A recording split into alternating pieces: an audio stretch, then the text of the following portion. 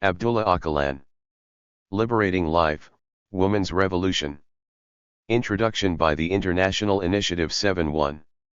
Forward 9-2. Women's Revolution, Neolithic Era 13-3. The first major sexual rupture 18-4.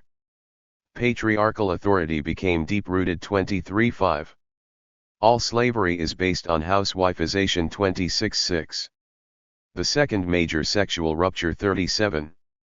Family, dynasty, and state 35-8. Women's situation in the Kurdish society 49. Capitalism 43-10. Economy 47-11. Killing the dominant male, instituting the third major sexual rupture against the dominant male 50-12. Gyneology as the science of woman 55-13. Democratic modernity, era of woman's revolution 59 on the author 63 on the International Initiative 64 publications by Abdullah Ocalan 65 books 65 brochures 65 freedom for Ocalan. 66. Introduction by the International Initiative. The brochure before you is the third brochure of its kind prepared by the International Initiative. These brochures have been compiled from different books written by Abdullah Ocalan in order to give you a short outline of his opinions on specific topics. Before Ocalan's abduction and imprisonment in 1999, several books based upon his speeches on sex and gender were published, among them 3 volumes of Nasal Yasamayli. The title of a book of interviews with him, Orkeji Oldermek, became a well-known saying among Kurds. Ocalan coined several slogans like "A country can't be free unless the women are free," thereby redefining national liberation as first and foremost the liberation of women. In his prison writings, the liberation of women is touched on numerous times as part of Ocalan's discussions of history, contemporary society, and political activism. This brochure has been compiled from excerpts on this topic from Ocalan's work, especially his most recent, as yet untranslated, works. The practice he observed in real socialist countries and his own theoretical efforts and practice since the 1970s has led Ocalan to the conclusion that the enslavement of women was the start of all other forms of enslavement. This, he concludes, is not due to woman being biologically different to man, but because she was the founder and leader of the Neolithic matriarchal system. Abdullah Ocalan is not only a theorist, he is the leader of a 8. movement that strives not only for the liberation of Kurdish people, but also to find answers to the question of how to live meaningfully. This is why his writings have such impact on the lives of so many. He has been concerned with the issue of women's liberation all his life, and especially so during the struggle. He strongly encouraged women in the movement to take up the struggle against male dominance, providing inspiration through his critique of patriarchy. This approach and conduct from such an influential leader contributed to major developments.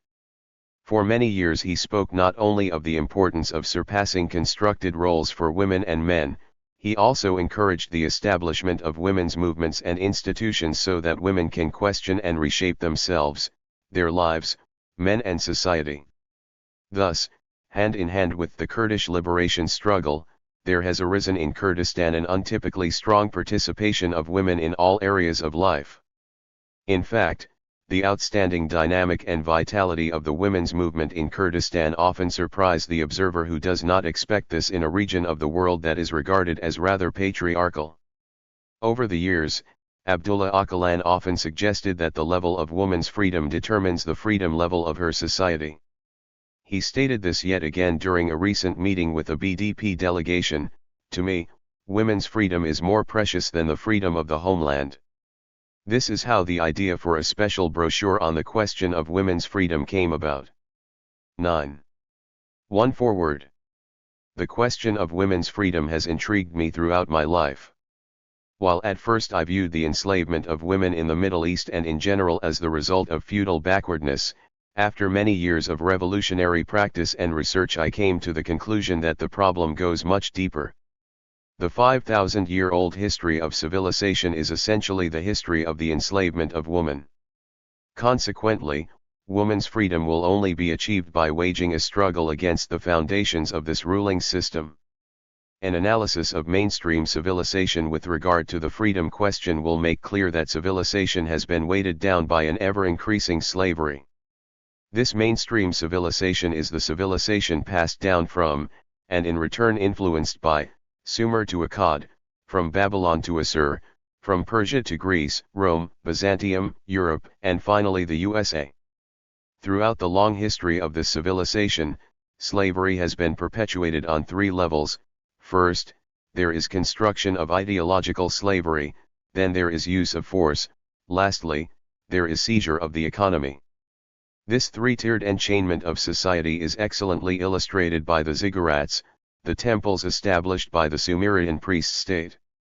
The upper levels of the ziggurats are propounded as the quarters of the god who controls the mind. 10. The middle floors are the political and administrative headquarters of the priests. Finally, the bottom floor houses the craftsmen and agricultural workers who are forced to work in all kinds of production. Essentially, this model has been unchanged till today. Thus, an analysis of the ziggurat is in fact an analysis of the continuous mainstream civilization system that will enable us to analyze the current capitalist world system in terms of its true basis. Continuous, accumulative development of capital and power is only one side of the medallion. The other side is horrendous slavery, hunger, poverty, and coercion into a herd-like society. Without depriving society of its freedom and ensuring that it can be managed like a herd, central civilization cannot sustain or preserve itself, because of the nature of the system according to which it functions. This is done by creating even more capital and instruments of power, causing an ever-increasing poverty and herd-like mentality.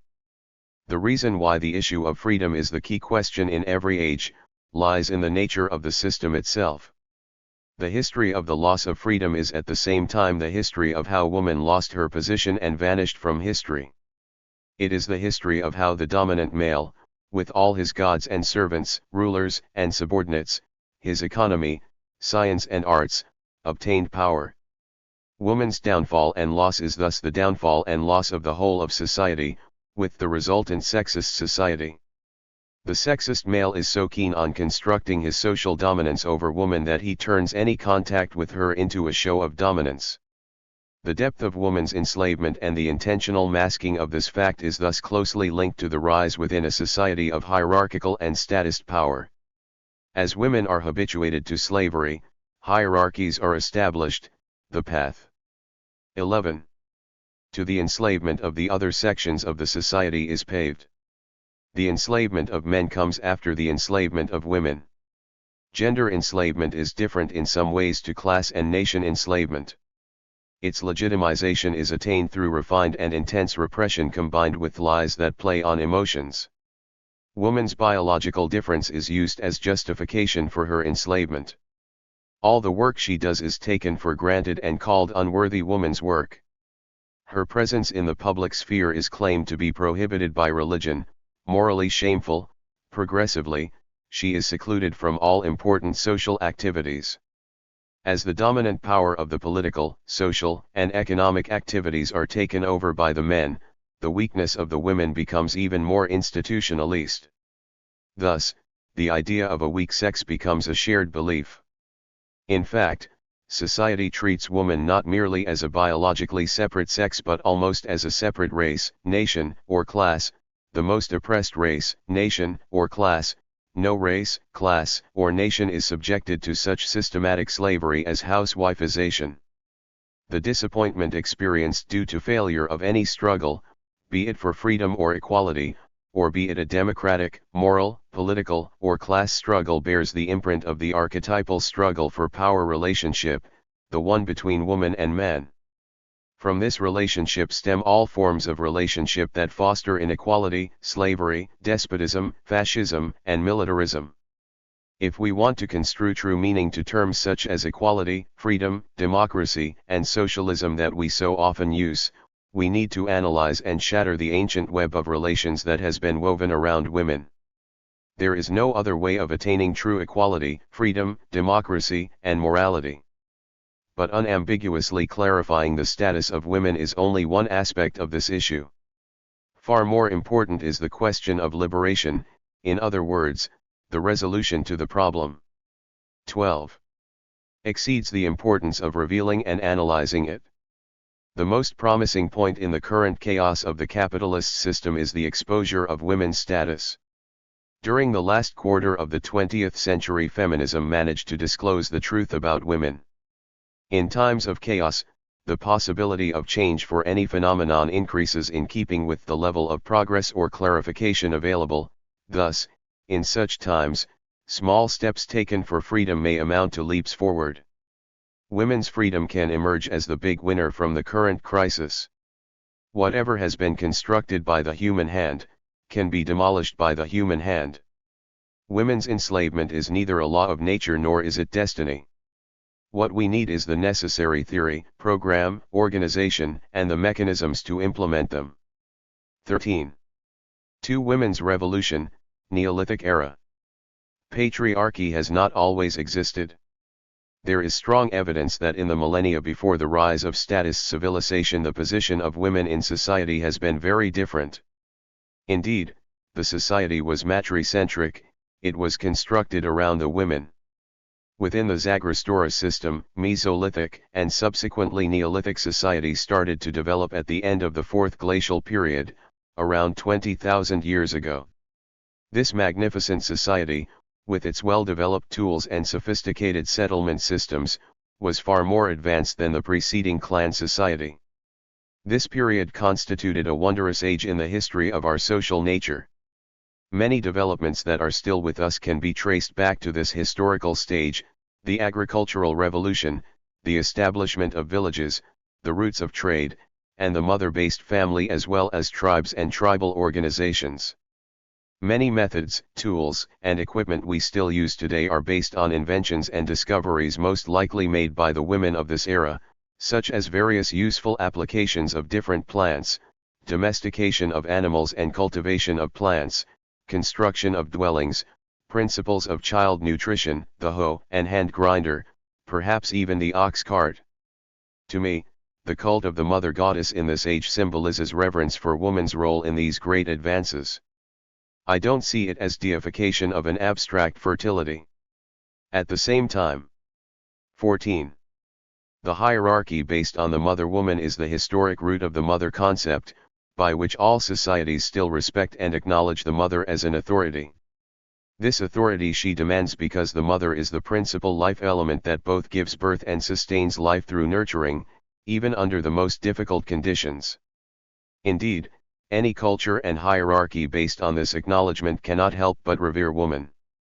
The true reason for the longevity of the mother concept is the fact that the mother concretely forms the basis of the social being, the human. It is not due to an abstract ability to give birth. During the Neolithic period, a complete communal social order, so-called primitive socialism, was created around woman. This social order saw none of the enforcement practices of the state order, yet it existed for thousands of years. It is this long-lasting order that shaped humanity's collective social consciousness, and it is our endless yearning to regain and immortalize this social order of equality and freedom that led to our construct of paradise. Primitive socialism, characterized by equality and freedom, was viable because the social morality of the matriarchal order did not allow ownership, which is the main factor behind the widening of the social divisions. Division of labor between the sexes, the other issue related to this divide, was not yet based on ownership and power relations. Private relationships inside the group had not yet developed. Food that had been gathered or hunted belonged to all. The children belonged to the clan. No man or woman was the private property of any one person. In all these matters, the community, which was still small and did not have a huge production capacity, had a solid common ideological and material culture. The fundamental principles sustaining society were sharing and solidarity, ownership. 15. And force, as life-threatening dangers, would have disrupted this culture. In contrast to mainstream society, Neolithic society's relationship with nature was maintained, both in terms of the ideological and material cultures, through adherence to ecological principles. Nature was regarded as alive and animated, no different from themselves. This awareness of nature fostered a mentality that recognized a multitude of sanctities and divinities in nature. We may gain a better understanding of the essence of collective life if we acknowledge that it was based on the metaphysics of sanctity and divinity, stemming from reverence for the mother woman. What we need to understand is this: why and how was it possible to supersede the matriarchal system of the Neolithic age? Since the earliest social groupings, there had been tension between woman's gathering and man's hunting, with the result that two different cultural evolutions developed within society. In the matriarchal society, surplus product was, although limited, accumulated. It was woman, the nurturer, who controlled this surplus. But man bettered his position, achieved a higher status and gathered a retinue around him. The wise old man and shaman, previously not part of the strong man's band, now attached themselves to him and helped to construct the ideology of male dominance. They intended to develop a very systematic movement against the women. In the matriarchal society of the Neolithic age, there were no institutionalist hierarchies, now they were slowly being 16. Introduced. The alliance with the shaman and elderly, experienced man was an important development in this regard. The ideological hold the male alliance established over the young men they drew into their circle strengthened their position in the community. What is important is the nature of the power gained by men. Both hunting and defending the clan from external dangers relied on killing and wounding and thus had military characteristics. This was the beginning of the culture of war. In a situation of life and death, one must abide by the authority and hierarchy. Communality is the foundation on which hierarchy and state power are built.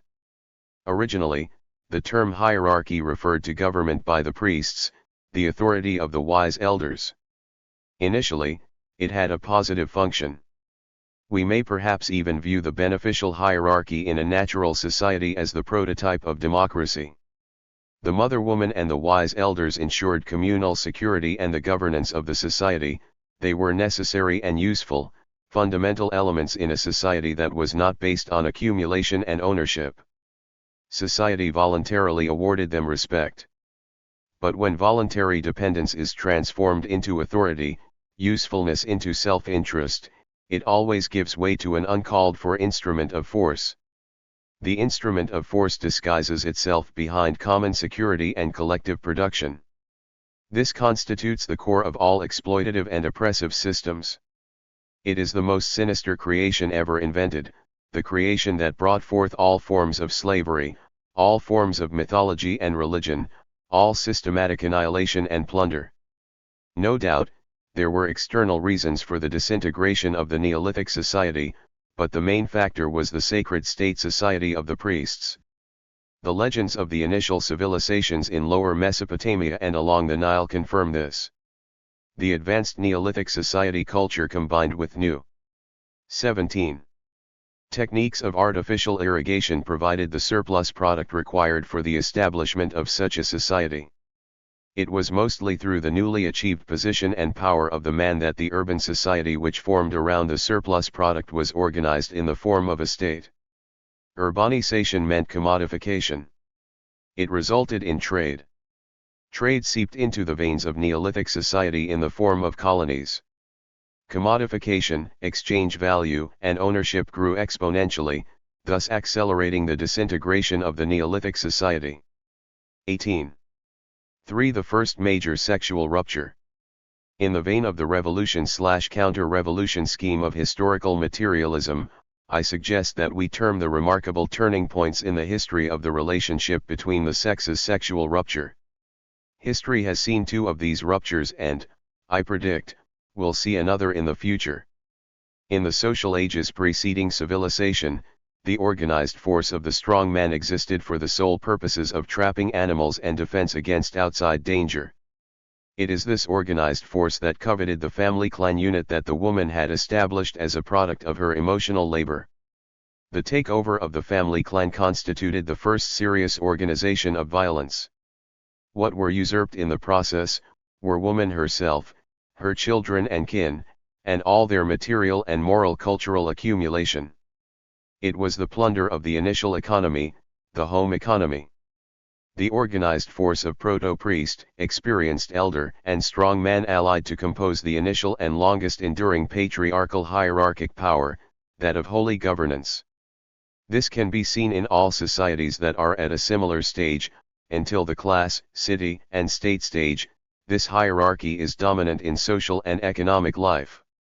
In the Sumerian society, although the balance gradually turned against the woman, the two sexes were still more or less equal until the 2nd millennium BC. The many temples for goddesses and the mythological texts from this period indicate 19. That between 4000 and 2000 BC the influence of the woman-mother culture on the Sumerians, who formed the center of civilization, was at par with that of the man. As yet, no culture of shame had developed around the woman.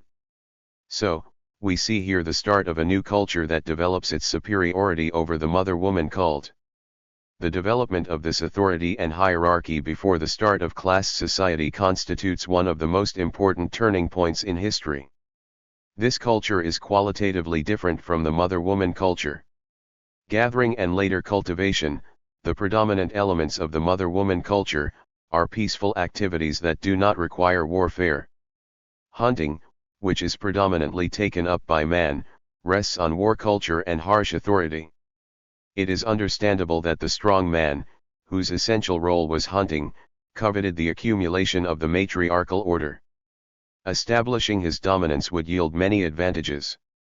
Organization of the power he gained through hunting, now gave him the opportunity to rule and to establish the very first social hierarchy.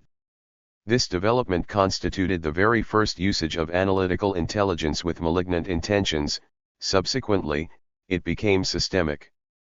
Furthermore, the transition from sacred mother cult to sacred father cult enabled analytical intelligence to mask itself behind sanctity. Thus, the origin of our serious social problems is to be found in patriarchal societies that became cult-like, that is religionized, around the strong man. With the enslavement of women, the ground was prepared for the enslavement of not only children but also of men. As man gained experience in accumulating values through the use of slave labor, his control over and domination of these slaves grew. Power and authority became increasingly important. The collaboration between the strong man, exp. 20. Renst elder and shaman to form a privileged sector, resulted in a power center that was difficult to resist. In this center, analytical intelligence developed an extraordinary mythological narrative in order to rule the minds of the populace. In the mythological world composed for Sumerian society, man is exalted to the point that he is deified as creator of heaven and earth. While woman's divinity and sacredness is first demeaned and then erased, the idea of man as ruler and absolute power is imprinted on society. Thus, through an enormous network of mythological narrative, every aspect of culture is cloaked in the relationship of ruler and ruled, creator and created. Society is beguiled into internalizing this mythological world and gradually it becomes the preferred version. Then it is turned into religion, a religion into which the concept of a strict distinction between people is built. For instance, the class division of society is reflected in the story of Adam and Eve's expulsion from paradise and condemnation to servitude. This legend endows the Sumerian ruler gods with creative power, their subjects are recreated as servants. Sumerian mythology knew the story of creation out of the rib of an anthropomorphic god, only, it was the goddess Ninhursag who carried out the act of creation in order to save the life of the male god Enki. Over time, the narrative was changed to benefit the man. The repetitive elements of rivalry and creativity in the myths of Enki and Ninhursag had the twofold function of, on the one hand, demeaning woman and diminishing the importance of her past creativity and, on the other hand, of symbolizing the forming of a human that is but a slave and a servant. The divine identities designed in the Sumerian society are the reflections of the new approach to nature and of the new societal powers. More than that, they are almost deployed for the purpose of conditioning the mind anew. Hand in hand with the decreasing influence of the natural dimension, the societal dimension gains importance, women's influence gradually decreases, and there are striking developments in the matter of signalising the human being as subject, as servant. While the growing political power in society results in the prominence of some of the gods, it also results in the loss of some identities and a significant change in form of others. Thus, the absolute power of the monarch during the Babylonian phase is reflected in the rise of the god Marduk. This last phase of Sumerian mythology indicates that the threshold of the birth of monotheistic religions has been reached. In an order like this where the man owned the children, the father would want to have as many children as possible. Command of the children enabled him to seize the mother woman's accumulation. The ownership system was created. Alongside the priest state's collective ownership, the private ownership of the dynasty was established. Private ownership too necessitated the establishment of fatherhood. Fatherhood rights were required so that the inheritance could be passed on to the male children. From 2000 BCE onwards, this culture became widespread. Woman's social status was radically altered. The patriarchal society had gained the strength to make its rule legendary. While the world of the male is exalted and heroized, everything female is belittled, demeaned, and vilified. 22. So radical was this sexual rupture, that it resulted in the most significant change in social life history has ever seen. This change concerning woman's value within the Middle Eastern culture, we can call the first major sexual rupture or counter-revolution. I call it a counter-revolution because it has contributed nothing to a positive development of society. On the contrary, it has led to an extraordinary poverty of life by bringing about patriarchy's stiff domination of society and the exclusion of women. This tier in Middle Eastern civilization is arguably the first step in its progressively deteriorating situation, as the negative consequences of this rupture just keep on multiplying as time goes on. Instead of a dual-voiced society, it produced a single-voiced, male society. A transition was made to a single-dimensioned, extremely masculine social culture. The emotional intelligence of woman that created wonders, that was humane and committed to nature and life, was lost. In its place has been born the cursed analytical intelligence of a cruel culture that has surrendered itself to dogmatism and detached itself from nature, that considers war to be the most exalted virtue and enjoys the shedding of human blood, that sees his arbitrary treatment of woman and his enslavement of man as its right. This intelligence is the antitype of the egalitarian intelligence of woman that is focused on humanitarian production and animate nature. The mother has become the ancient goddess. She now sits in her home, an obedient and chaste woman. Far from being equal to the gods, she cannot make her voice heard or reveal her face. Slowly, she is wrapped in veils, becomes a captive within the harem of the strong man. The depth of woman's enslavement in Arabia is linked to this historical development. 23.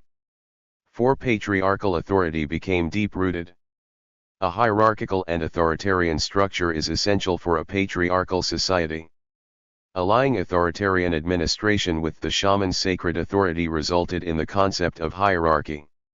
The institution of authority would gradually gain prominence in society and as class distinctions intensified, would transform into state authority. As yet, hierarchical authority was personal, not yet institutionalist, and thus did not have as much dominance over society as in the institutionalist state. Compliance to it was partly voluntary, commitment determined by society's interests. However, the process that was set in motion was conducive to the birth of the hierarchical state.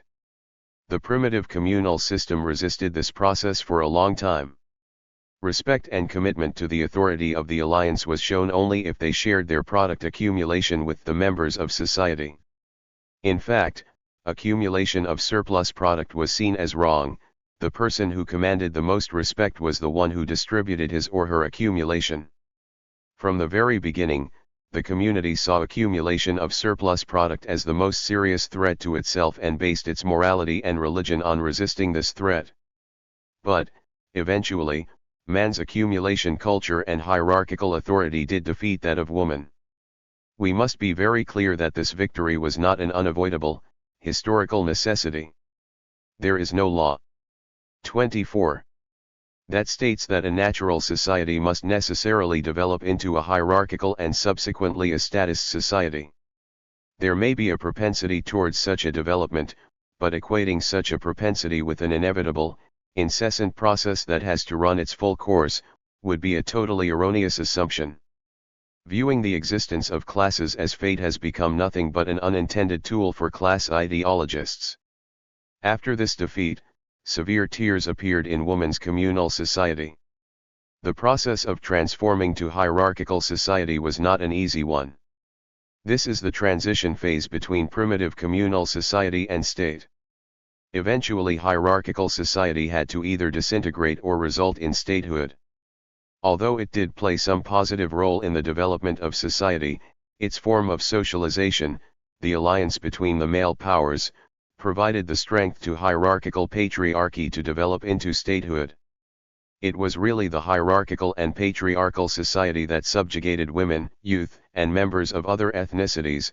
It was done before the development of the state. The most important point is how this subjugation was accomplished. The authority to do this was not attained through laws, but through the new morals that were based on worldly needs instead of sacredness.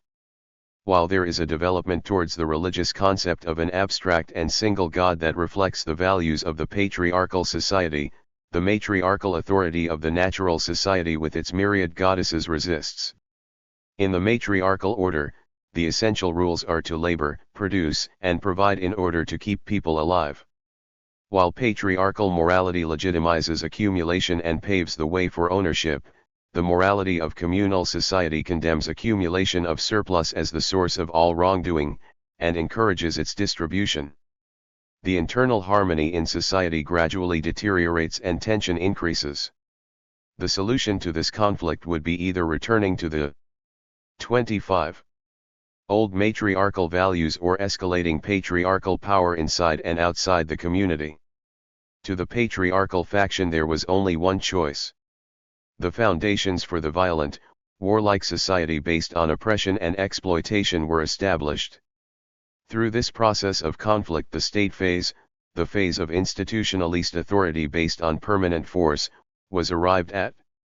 Without an analysis of woman's status in the hierarchical system and the conditions under which she was enslaved, neither the state nor the class system that it rests upon can be understood. Woman is not targeted as the female gender, but as the founder of the matriarchal society. Without a thorough analysis of women's enslavement and establishing the conditions for overcoming it, no other slavery can be analyzed or overcome. Without these analyses, fundamental mistakes cannot be avoided. 26.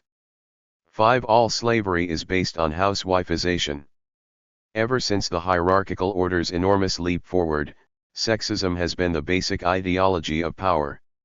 It is closely linked to class division and the wielding of power. Woman's authority is not based on surplus product, on the contrary, it stems from fertility and productivity, and strengthens social existence. Strongly influenced by emotional intelligence, she is tightly bound to communal existence. The fact that woman does not have a visible place in the power wars based on surplus product is due to this position of hers in social existence. We need to point out a characteristic that has become institutionalist within civilizational societies, namely societies being prone to power relations. Just as housewifeization was needed to recreate woman, society needed to be prepared in order for power to secure its own existence. Housewifeization is the oldest form of slavery. The strong man and his entourage defeated the mother woman and all aspects of her cult through long and comprehensive struggles.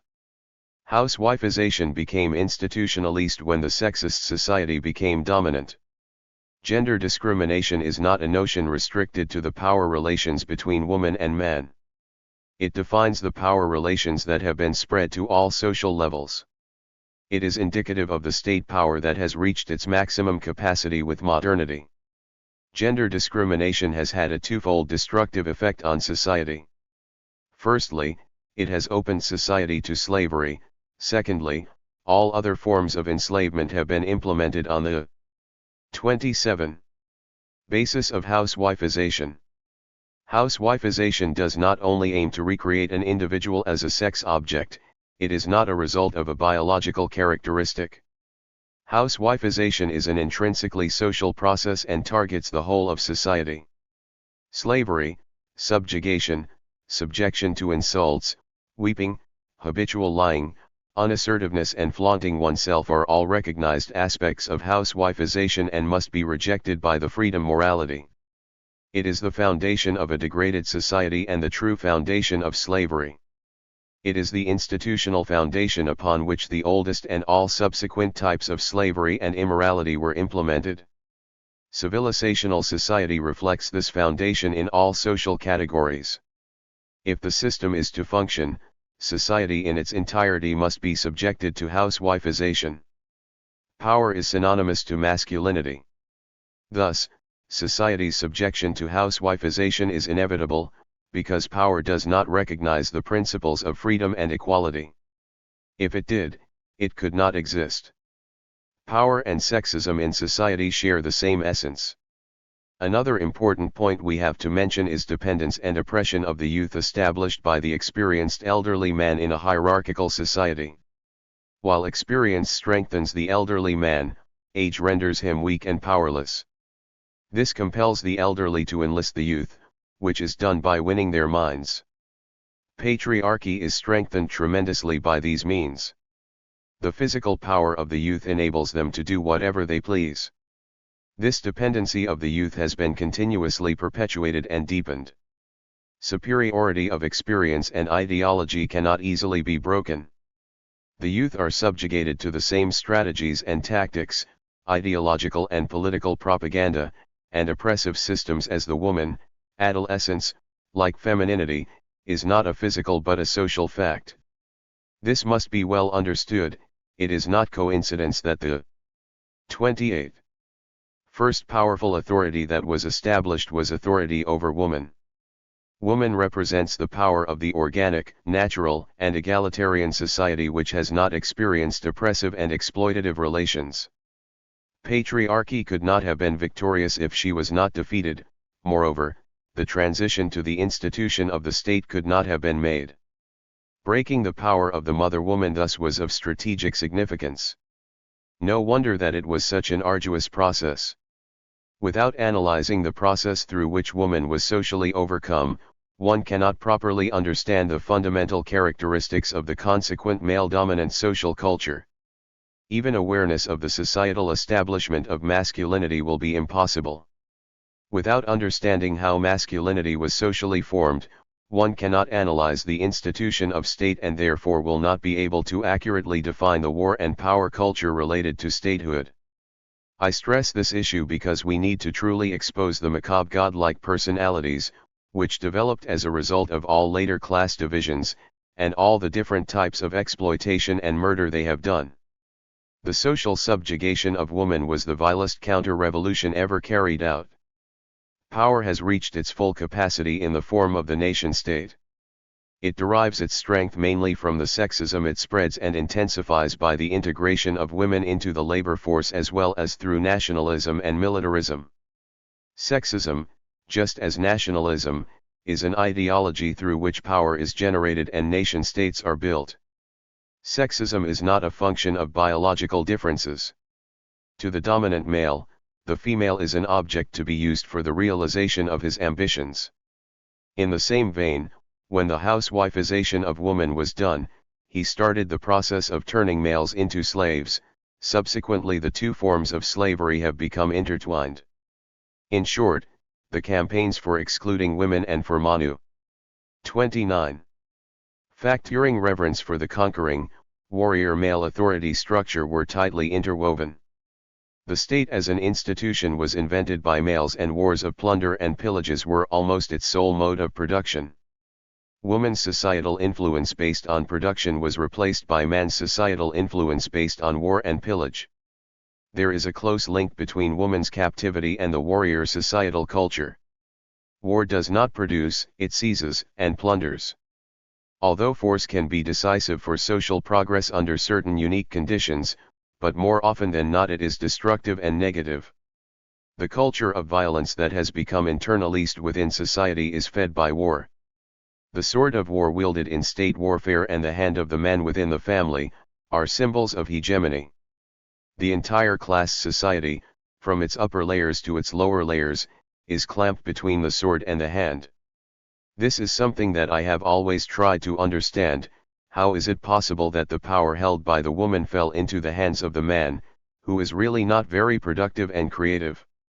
The answer lies of course in the role force played. When the economy too was taken from the woman, atrocious captivity was inevitable. 36. The second major sexual rupture. Millennia after the establishment of patriarchy, women were once again dealt a blow from which they are still struggling to recover. I am referring to the intensification of patriarchy through the monotheistic religions. The mentality of rejecting the natural society deepened in the feudal social system. Religious and philosophical thought constituted the new society's dominant mentality. In the same way that the Sumerian society had synthesized the values of Neolithic society into its own new system, the feudal society synthesized the moral values of the oppressed classes from the old system and the resisting ethnic groups from the remote areas into its own internal structures. The development of polytheism into monotheism played an important part in this process. The mythological features of the mindset are renewed with religious and philosophical concepts. The rising power of the empire is reflected in the multitude of powerless gods that evolved into an omnipotent, universal God.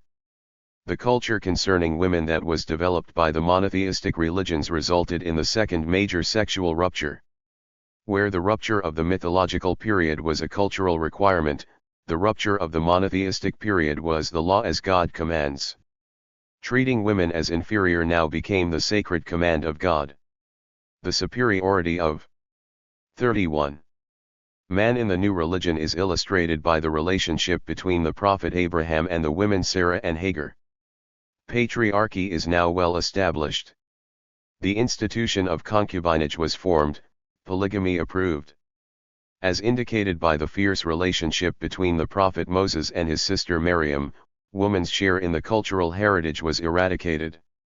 The society of the prophet Moses was a total male society in which women were not given any task. This is what the fight with Miriam was about. In the period of the Hebrew kingdom that rose just before the end of the first millennium BCE, we see, with David and Solomon, the transition to a culture of extensive housewifeization. Women under the dual domination of the patriarchal culture and the religious state culture play no public role. The best woman is the one who conforms best to her man or patriarchy. Religion becomes a tool to slander woman.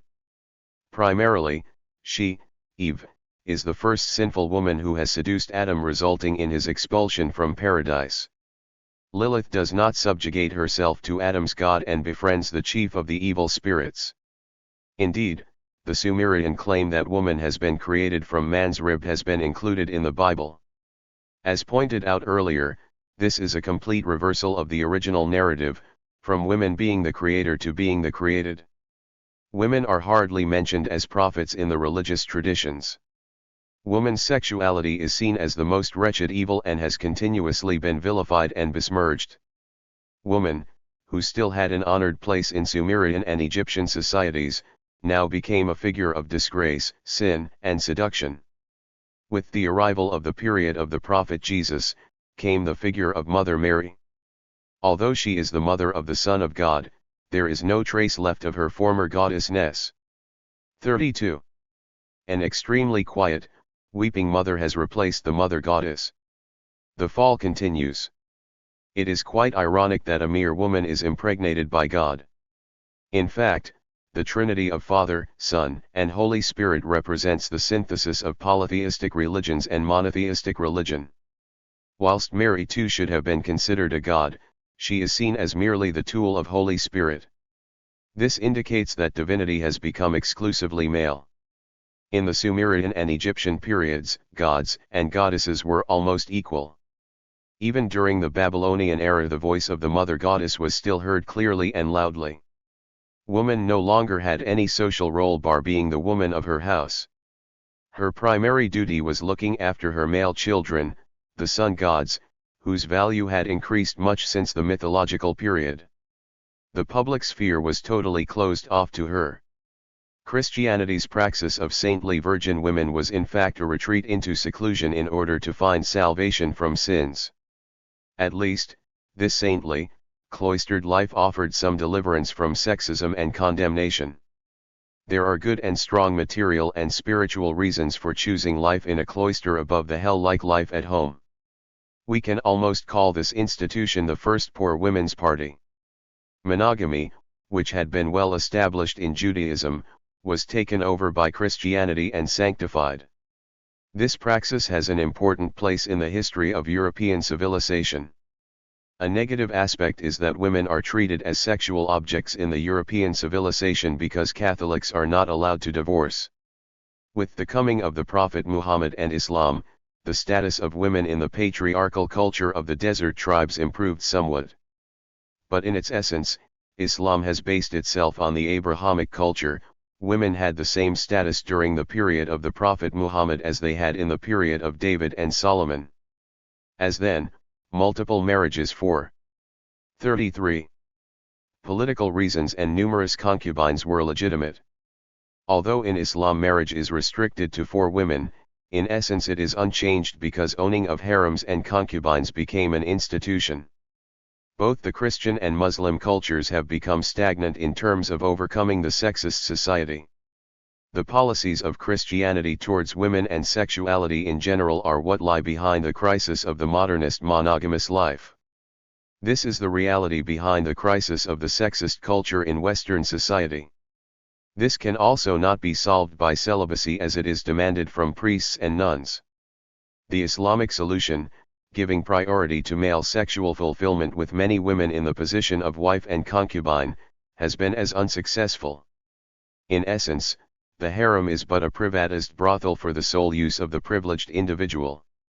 The sexist social practices of harem and polygamy have had a determining role in Middle Eastern society falling behind Western society.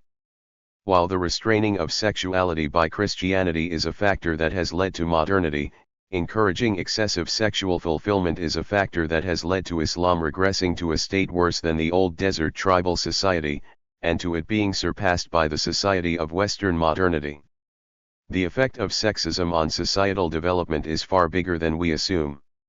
When analyzing the growing gap between Eastern and Western societal development, we should focus on the role of sexism. Islam's perception of sexism has produced far more negative results than Western civilization in terms of the profound enslavement of woman and male dominance. Societal servitude is not just a class phenomenon. There is an order of subjugation which is more deeply hidden than the slave-owning system itself. The softening of this truth contributes to the deepening of the system. The fundamental paradigm of society is a system of servitude which has no beginning and no end.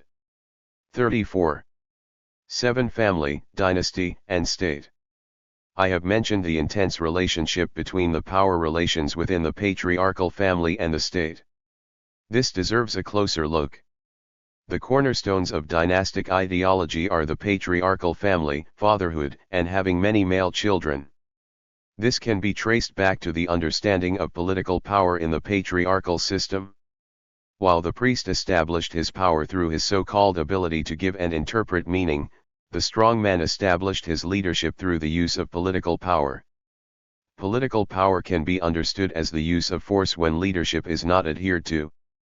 On the other hand, the power of priest rests on God's wrath when not abided. It is spiritual power and thus has a stimulating effect. The true source of political power is the military entourage of the strong man. Dynasty, as ideology and in practice, developed as a result of turning this system upside down. Within the patriarchal order, the patriarchal governance became deep-rooted as a consequence of the alliance between the experienced old man, the strong man with his military entourage, and the shaman who, as the sacred leader, was the forerunner of the priest. The dynastic system should be understood as an integrated whole, where ideology and structure cannot be separated. It developed from within the tribal system but established itself as the upper-class administrative family nucleus, thereby denying 35. The tribal system. It has a very strict hierarchy. It is a proto-ruling class, the prototype of power and state. It depends on man and male children. Owning many is important in order to have power. A consequence of this has been polygamy, the harem, and the concubine system. Creation of power and state is the dynasty's first priority. More importantly, dynasty was the very first institution that ensured its own clan and tribes, as well as the other tribal systems became accustomed to class division and slavery. In the Middle Eastern civilization, it has become so deep-rooted that there is almost no power or state that is not a dynasty. Because it constitutes a training ground for power and state, it is continually perpetuated and very difficult to overcome. Every man in the family perceives himself as the owner of a small kingdom. This dynastic ideology is the effective reason why family is such an important issue.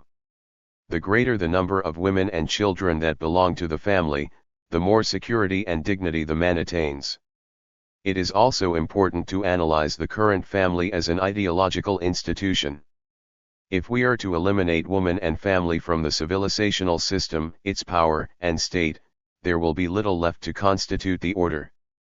But the price of this will be the painful, poverty-stricken, degraded and defeated existence of woman under a never-ending, low-intensity state of warfare. The male monopoly that has been maintained over the life and world of woman throughout history, is not unlike the monopoly chain that capital monopolies maintain over society. More importantly, it is the oldest powerful monopoly. We might draw more realistic conclusions if we evaluate woman's existence as the oldest colonial phenomenon. It may be more accurate to call women the oldest colonist people who have never become a nation. Family, in this social context, developed as man's small state. The family as an institution has been continuously perfected. 36. Throughout the history of civilization, solely because of the reinforcement it provides to power and state apparatus. Firstly, family is turned into a stem cell of state society by giving power to the family in the person of the male. Secondly, woman's unlimited and unpaid labor is secured. Thirdly, she raises children in order to meet population needs. Fourthly, as a role model she disseminates slavery and immorality to the whole society. Family, thus constituted, is the institution where dynastic ideology becomes functional. The most important problem for freedom in a social context is thus family and marriage. When the woman marries, she is in fact enslaved. It is impossible to imagine another institution that enslaves like marriage. The most profound slaveries are established by the institution of marriage, slaveries that become more entrenched within the family. This is not a general reference to sharing life or partner relationships that can be meaningful depending on one's perception of freedom and equality. What is under discussion is the ingrained, classical marriage and family. Absolute ownership of woman means her withdrawal from all political, intellectual, social, and economic arenas. This cannot be easily recovered. Thus, there is a need to radically review family and marriage and develop common guidelines aimed at democracy, freedom, and gender equality. Marriages or relationships that arise from individual, sexual needs and traditional family concepts can cause some of the most dangerous deviations on the way to a free life.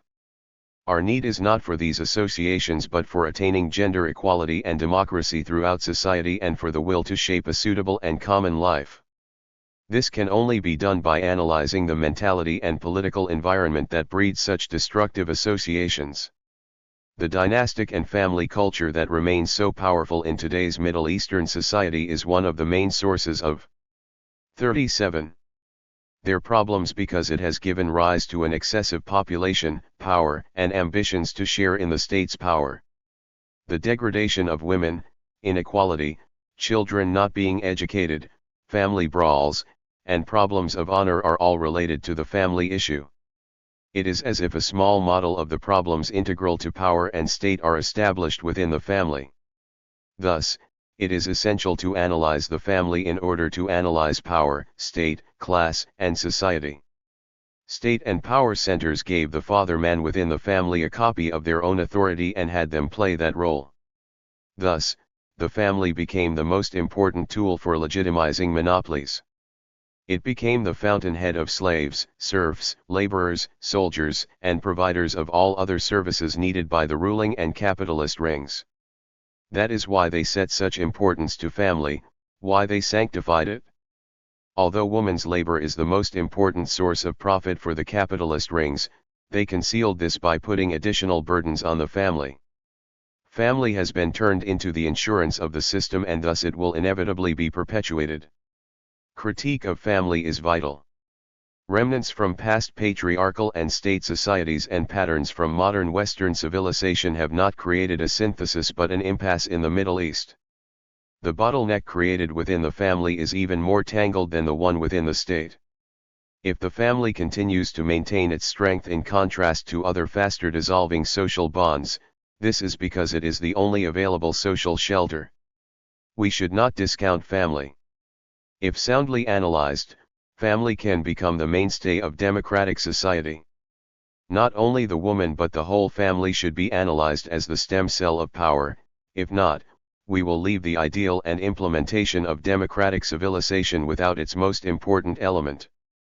Family is not a social institution that should be overthrown. But it should be transformed. The claim of ownership over 38. Women and children, handed down from the hierarchy, should be abandoned. Capital and power relations should have no part in the relationship of couples.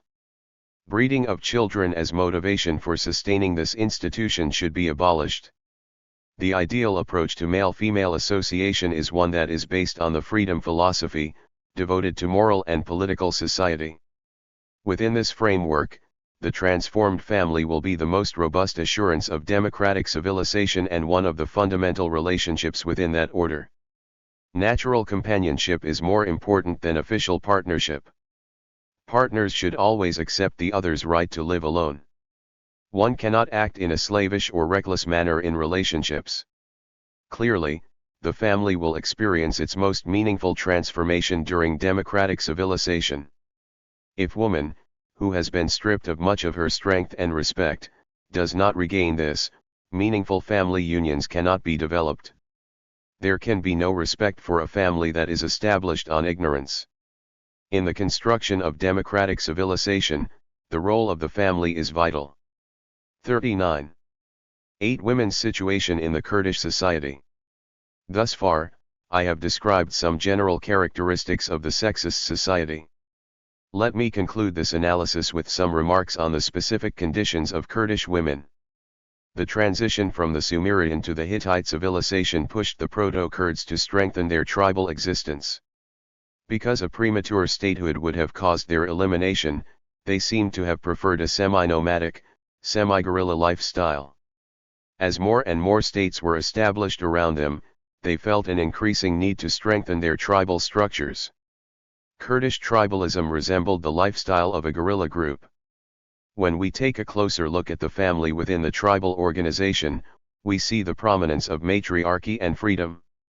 Women were quite influential and free. The alertness, strength, and courage of the present-day Kurdish women originate from this very old historical tradition.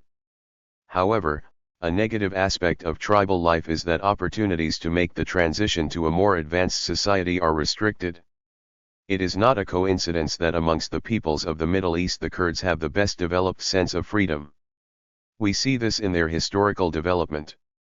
The prolonged absence of the ruling and exploitative classes and their inability to generate any positive value for their community, plus the fact that throughout their history Kurds have had to fight nature and foreign incursions have all contributed to the development of this characteristic.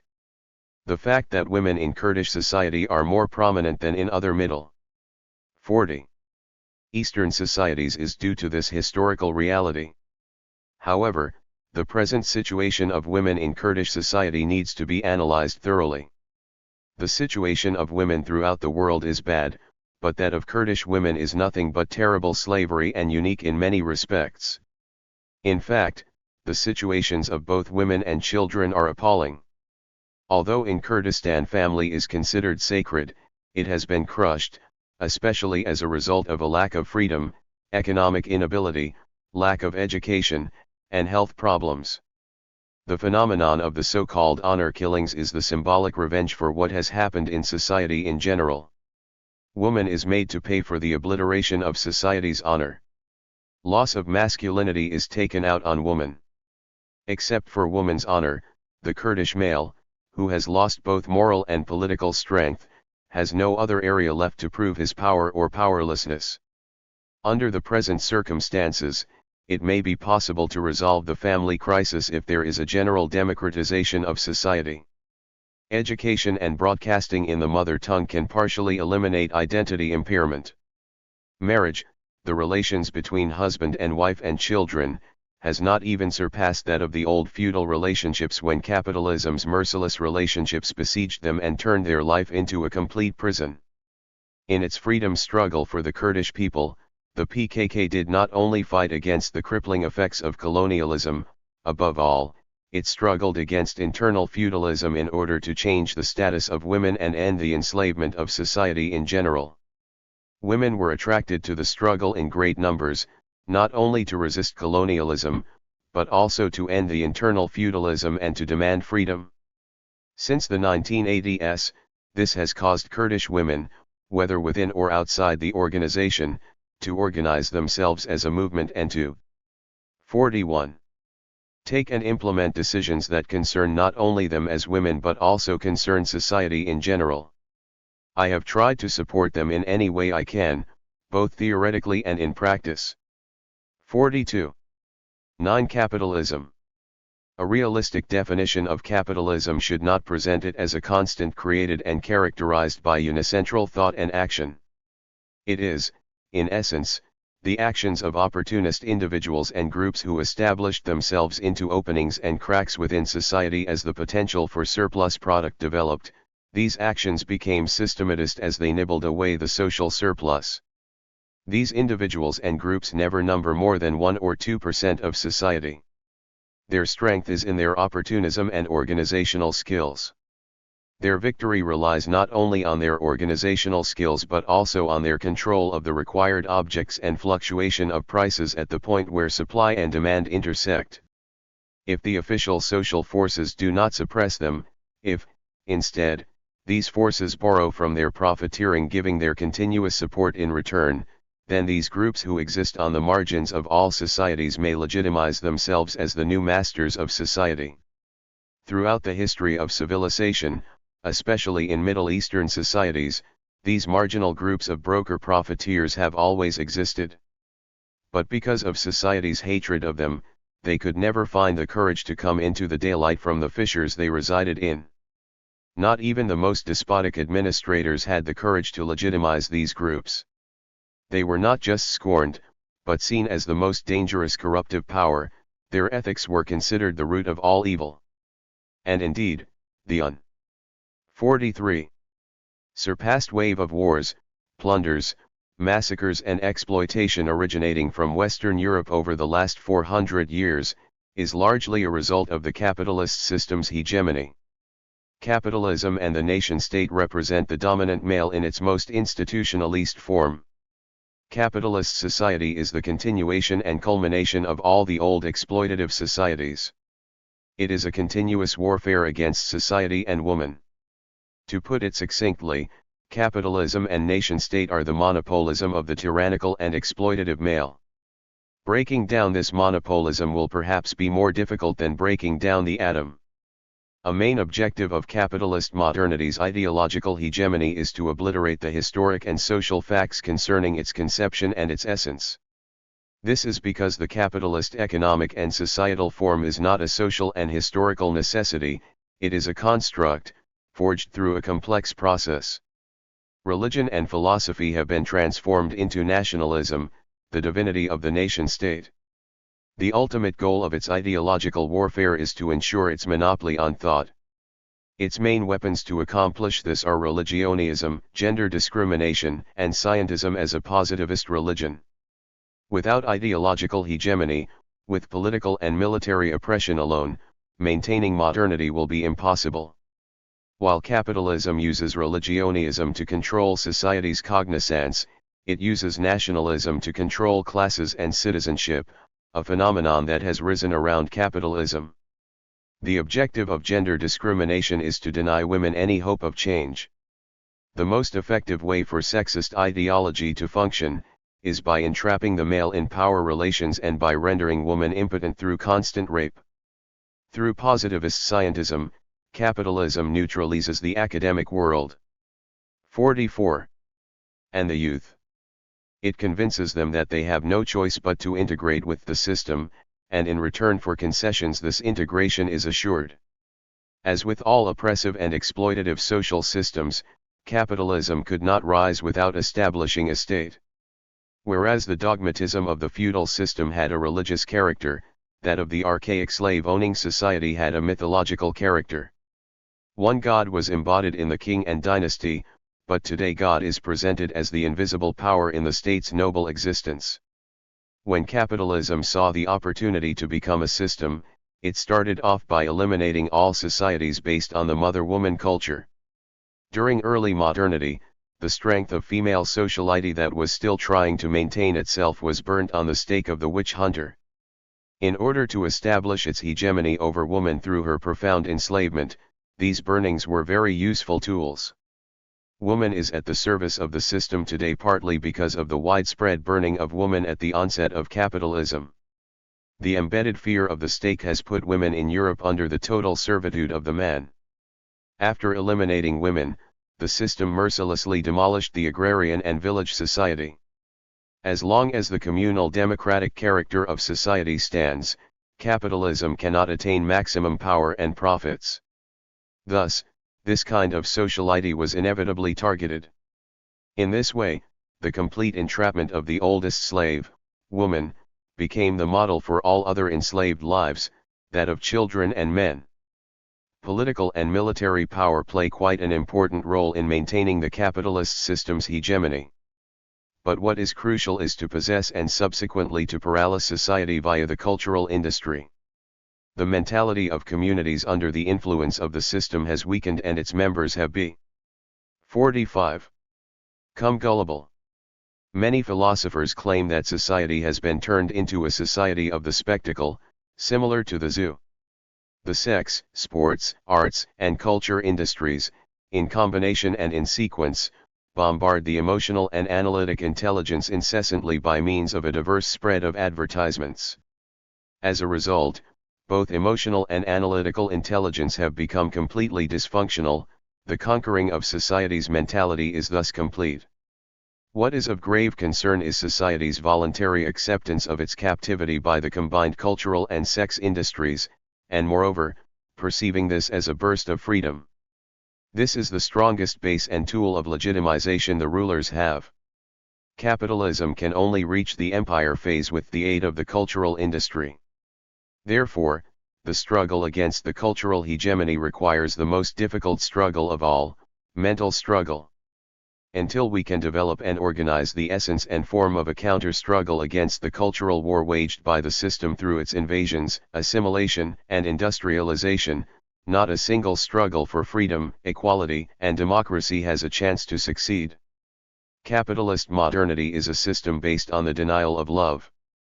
Its denial of society, unrestrained individualism, gender discrimination in all areas, deification of money, substitution of God with the nation-state, and turning woman into an automaton that receives no or little wages, mean that there are no material grounds for love either. 46.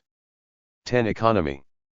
Economy has been turned into a subject matter that ordinary people are not supposed to understand. It has intentionally been made complicated so that the plain reality can be disguised.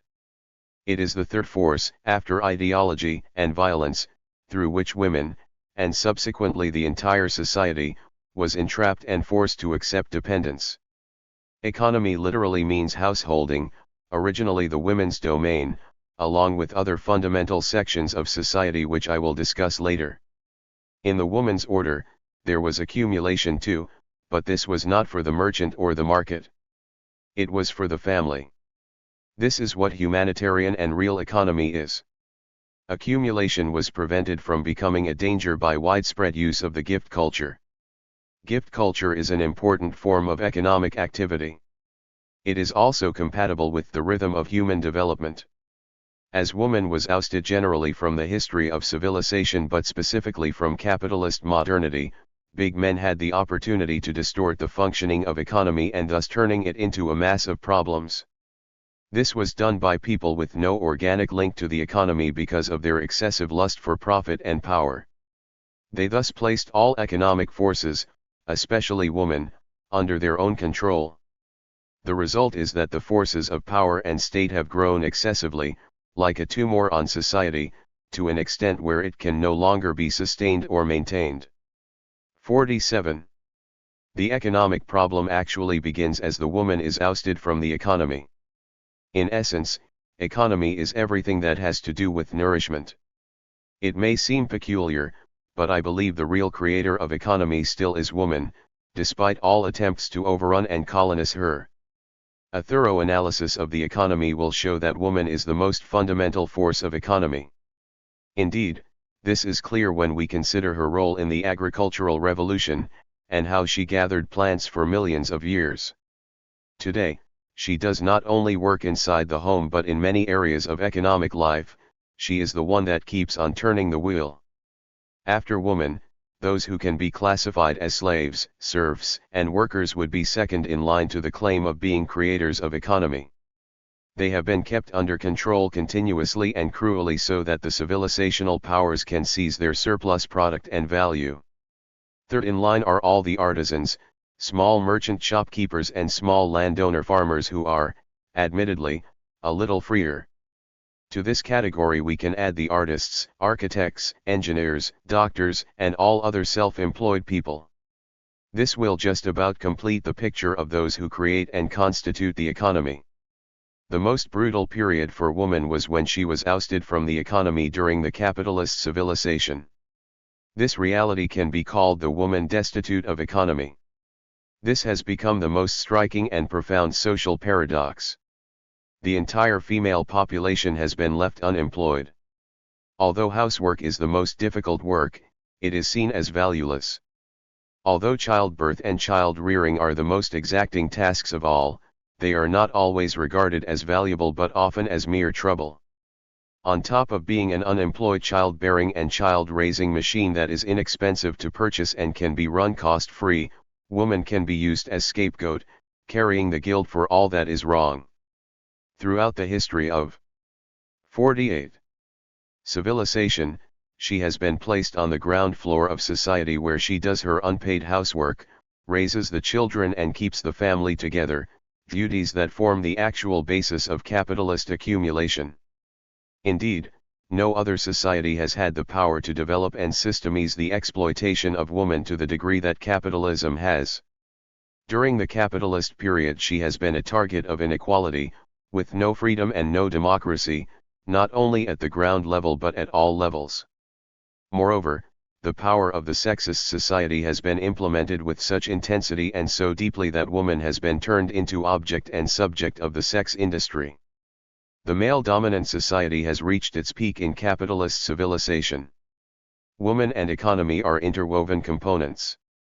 Because she generates economy according to fundamental needs only, a woman-driven economy never experiences depression, it never causes environmental pollution, and it never poses a threat to the climate. When we cease to produce for profit, we will have achieved the liberation of the world. This in turn will be the liberation of humanity and life itself. 49. 11. Killing the dominant male, instituting the third major sexual rupture against the dominant male. Although male dominance is well institutionalized, men too are enslaved. The system is in fact reproducing itself in the individual male and female and their relationship. Therefore, if we want to defeat the system, we need a radical, new approach towards woman, man, and their relationship. History, in a sense, is the history of the dominant male who gained power with the rise of class society. The ruling class character is formed concurrent with the dominant male character. Again, rule is validated through mythological lies and divine punishment. Beneath these masks lies the reality of bare force and coarse exploitation.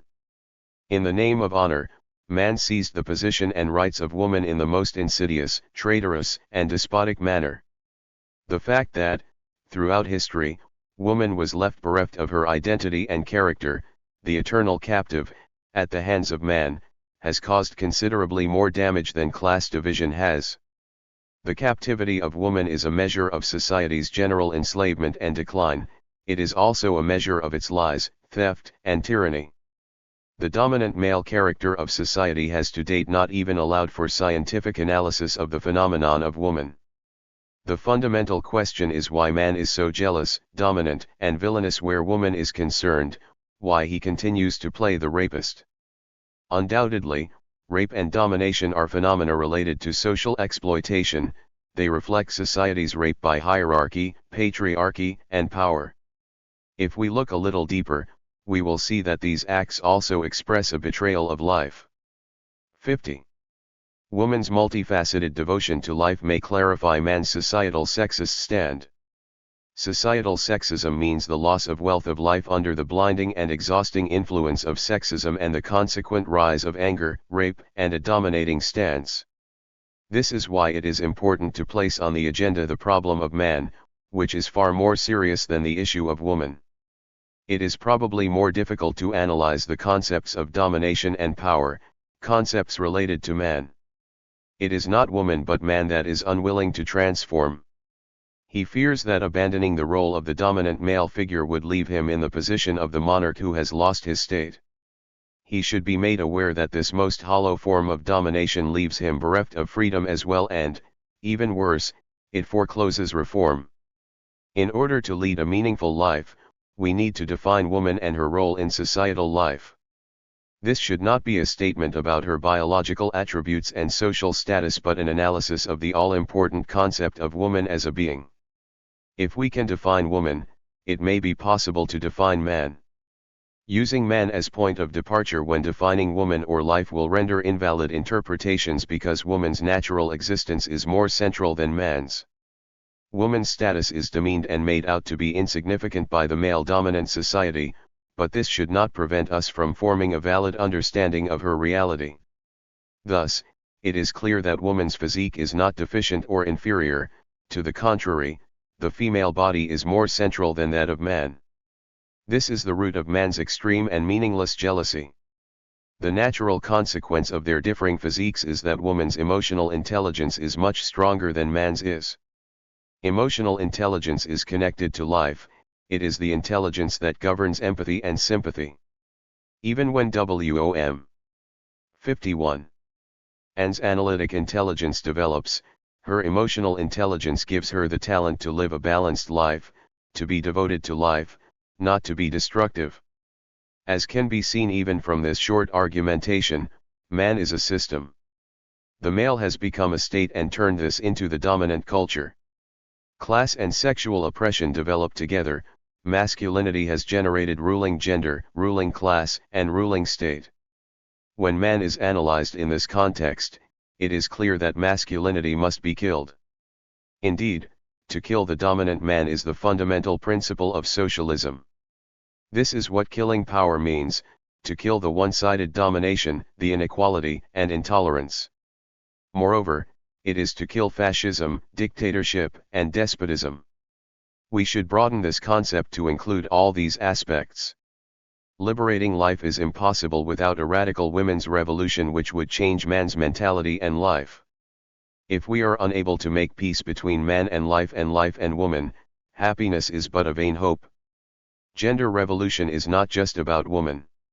It is about the 5,000 years old civilization of class society which has left man worse off than woman. Thus, this gender revolution would simultaneously mean man's liberation. I have often written about total divorce, i.e. the ability to divorce from the 5,000 years old culture of male domination. The female and male gender identities that we know today are constructs that were formed much later than the biological female and male. Woman has been exploited for thousands of years according to this constructed identity, never acknowledged for her labor. Man has to overcome always seeing woman as wife, sister, or lover, stereotypes forged by tradition and modernity.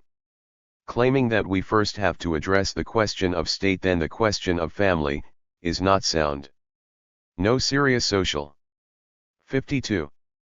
problem can be understood if addressed in isolation. A far more effective method is to look at everything within the totality, to render meaning to each question within its relationship to the other.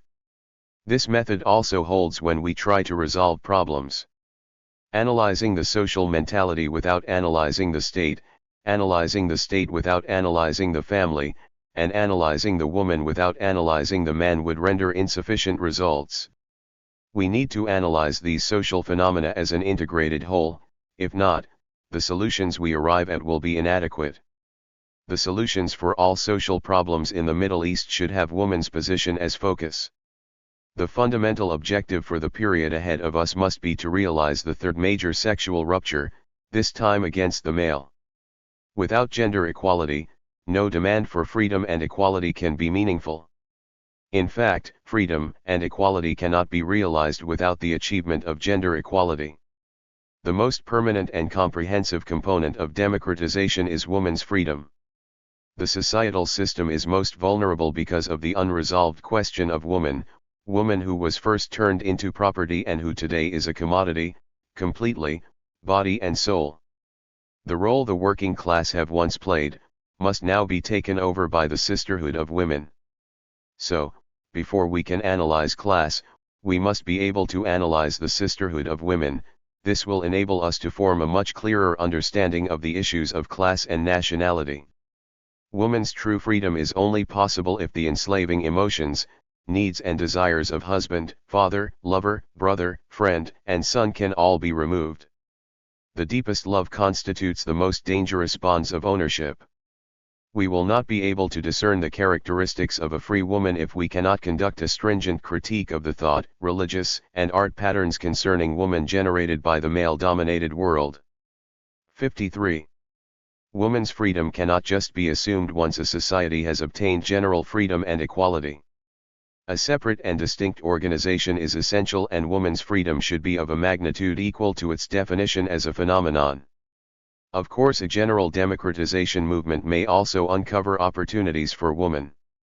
But it will not bring democracy on its own. Women need to determine their own democratic aim, and institute the organization and effort to realize it. To achieve this, a special definition of freedom is essential in order for woman to break free from the slavery ingrained in her. 54. 12. Gyneology as the science of woman. The elimination of women from the ranks and the subjects of science requires us to look for a radical alternative. We firstly need to know how to win within the ideological arena and to create a libertarian, natural mindset against the domineering, power-hungry mentality of the male. We should always keep in mind that the traditional female subjugation is not physical but social. It is due to the ingrained slavery. Therefore, the most urgent need is to conquer the thoughts and emotions of subjugation within the ideological arena. As the fight for woman's freedom heads towards the political arena, she should know that this is the most difficult aspect of the struggle. If success is not attained politically, no other achievement will be permanent. Being successful politically does not entail starting a movement for woman's statehood. On the contrary, it entails struggling with statist and hierarchical structures. It entails creating political formations aiming to achieve a society that is democratic, gender equal, eco-friendly, and where state is not the pivotal element. Because hierarchy and statism are not easily compatible with woman's nature, a movement for woman's freedom should strive for anti-hierarchical and non-statist political formations. The collapse of slavery in the political arena is only possible if organizational reform in this area can be successfully attained. The political struggle requires a comprehensive, democratic organization of woman and struggle. All components of civil society, who 55. Man rights, local governance, and democratic struggle should be organized and advanced. As with socialism, woman's freedom and equality can only be achieved through a comprehensive and successful democratic struggle. If democracy is not achieved, freedom and equality cannot be achieved either. The issues related to economic and social equality can also be successfully resolved through an analysis of the political power and through democratization. A desiccated juridical equality means nothing in the absence of democratic politics. it will contribute nothing to the achievement of freedom. If the ownership and power relations which dominate and subjugate woman are not overthrown, then free relations between woman and man cannot be achieved either. Although the feminist struggle has many important facets, it still has a long way to go to break down the limitations on democracy set by the West. Neither does it have a clear understanding of what the capitalist way of life entails. The situation is reminiscent of Lenin's understanding of socialist revolution.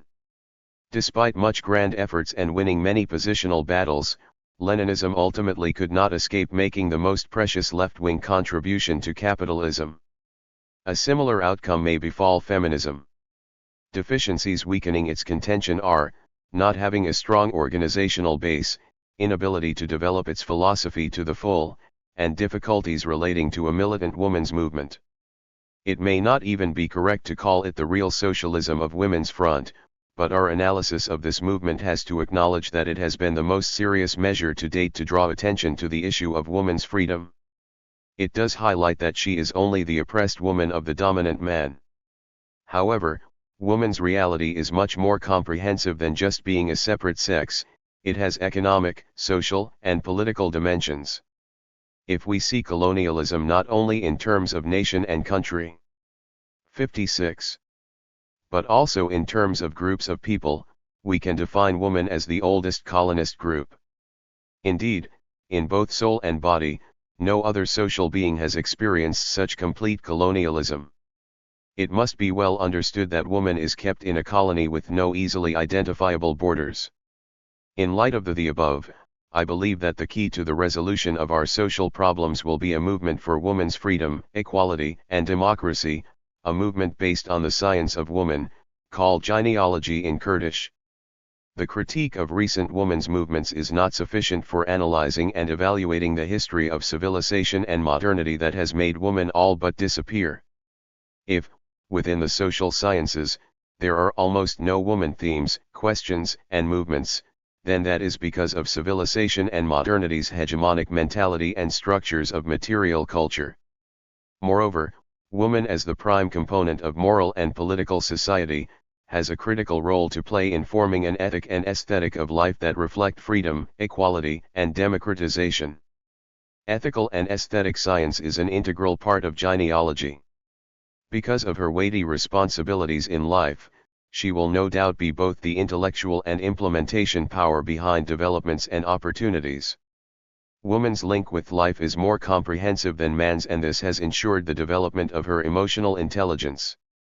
Therefore, aesthetics, in the sense of making life more beautiful, is an existential matter for woman.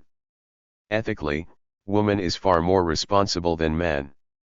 Thus, woman's behavior with regard to morality and political society will be more realistic and responsible than man's. She is thus well suited to analyze, determine, and decide on the good and bad aspects of education, the importance of life and peace, the malice and horror of war, and measures of appropriateness and justice. It would thus be appropriate to include economy in gyneology as well. 57. 13. Democratic modernity, era of woman's revolution. Woman's freedom will play a stabilizing and equalizing role in forming the new civilization, and she will take her place under respectable, free, and equal conditions. To achieve this, the necessary theoretical, programmatic, organizational, and implementation work must be done. The reality of woman is a more concrete and analyzable phenomenon than concepts such as proletariat and oppressed nation. The extent to which society can be thoroughly transformed is determined by the extent of the transformation attained by women. Similarly, the level of woman's freedom and equality determines the freedom and equality of all sections of society. Thus, democratization of woman is decisive for the permanent establishment of democracy and secularism.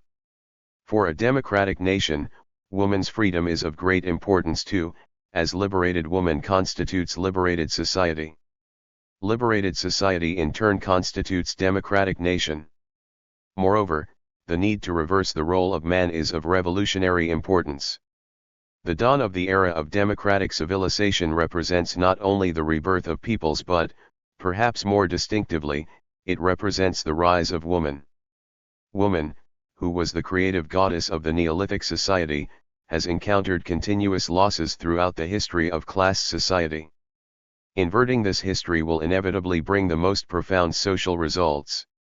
Woman, reborn to freedom, will amount to general liberation, enlightenment, and justice in all upper and lower institutions.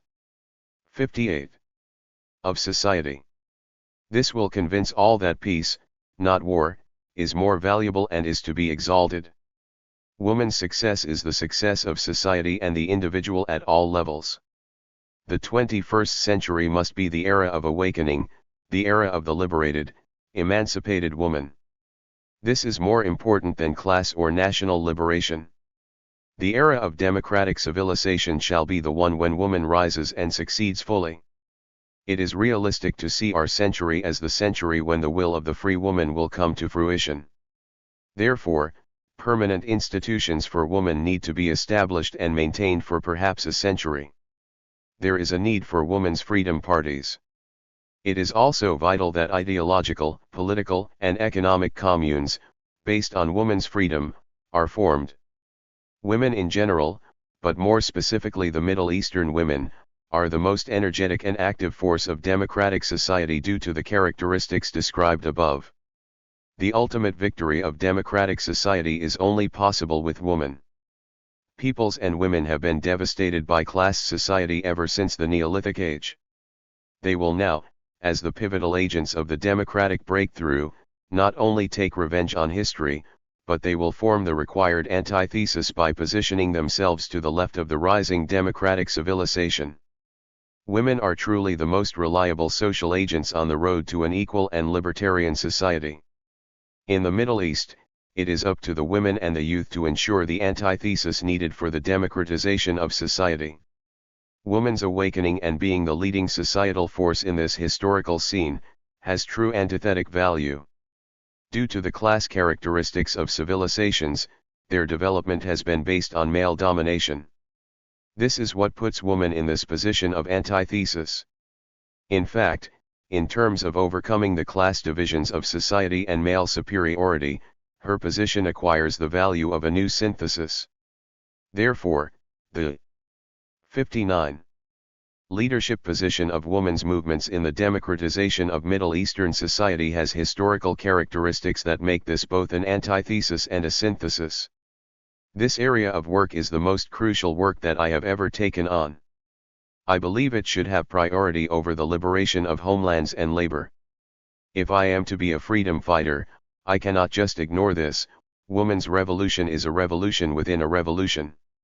It is the fundamental mission of the new leadership to provide the power of intellect and will needed to attain the three aspects crucial for the realization of a democratic modernity system, a society that is democratic as well as economically and ecologically moral. To achieve this, we need to build a sufficient number of academic structures of appropriate quality. It is not enough to merely criticize the academic world of modernity, we have to develop an alternative. These alternative academic units should be constructed according to the priorities and the needs of all the societal areas, such as economy and technology, ecology and agriculture, democratic politics, security and defense, culture, history, science and philosophy, religion and arts. Without a strong academic cadre, the elements of democratic modernity cannot be built. Academic cadres and elements of democratic modernity are equally important for attainment of success. Interrelationship is a must to attain meaning and success. The struggle for freedom is as old as the enslavement and exploitation history of humanity. Yearning for freedom is intrinsic to human nature. Much has been learned from these struggles, also from the one we have been waging for the past 40 years. Democratic society has existed alongside different systems of mainstream civilization. Democratic modernity, the alternative system to capitalist MO. 60. Modernity, is possible through a radical change of our mentality and the corresponding, radical, and appropriate changes in our material reality. These changes, we must build together. Finally, I would like to point out that the struggle for women's freedom must be waged through the establishment of their own political parties, attaining a popular women's movement, building their own non-governmental organizations and structures of democratic politics. All these must be handled together, simultaneously. The better women are able to escape the grip of male domination and society, the better they will be able to act and live according to their independence initiative. The more women empower themselves, the more they regain their free personality and identity. Therefore, giving support to women's higher knowledge and freedom movement is the greatest display of comradeship and a value of humanity. I have full confidence that women, irrespective of their different cultures and ethnicities, all those who have been excluded from the system, will succeed. The 21st century shall be the century of women's liberation. I hope to make my own contributions, not only by writing on these issues, but by helping to implement the changes. On the author. Abdullah Ocalan, born in 1949, studied political sciences in Ankara. He actively led the Kurdish liberation struggle as the head of the PKK from its foundation in 1978 until his abduction on February 15, 1999. He is still regarded as a leading strategist and one of the most important political representatives of the Kurdish people. Under isolation conditions at İmralı Island prison, Ocalan authored more than 10 books which revolutionized Kurdish politics. Several times he initiated unilateral ceasefires of the guerrilla and presented constructive proposals for a political solution of the Kurdish issue. The current peace process started in 2009 when the Turkish state responded to Ocalan's call to resolve the Kurdish issue politically. Since July 27, 2011 he is being held again in almost total isolation at İmralı Island prison. On the international initiative. On February 15, 1999, the president of the Kurdistan Workers' Party, Abdullah Ocalan, was handed over to the Republic of Turkey following a clandestine operation backed by an alliance of secret services directed by their corresponding governments. Disgusted by this outrageous violation of international law, several intellectuals and representatives of civil organizations launched an initiative for the release of Abdullah Ocalan. With the opening of a central coordination office in March 1999, the international initiative Freedom for Abdullah Ocalan, Peace in Kurdistan started its work. The international initiative regards itself as a multinational peace initiative working for a peaceful and democratic solution of the Kurdish question. Even after long years of imprisonment, Abdullah Ocalan is still regarded as the undisputed leader by a majority of the Kurdish people. Hence the solution of the Kurdish question in Turkey will be closely linked to his fate. As the main architect of the peace process, he is viewed by all sides as the key person for its successful conclusion, which puts Ocalan's freedom increasingly more on the agenda. The international initiative is committed to play its part to this end. It does this through disseminating objective information, lobbying and public relations work including running campaigns. By publishing translations of Ocalan's prison writings, it hopes to contribute to a better understanding of the origins of the conflicts and possible solutions.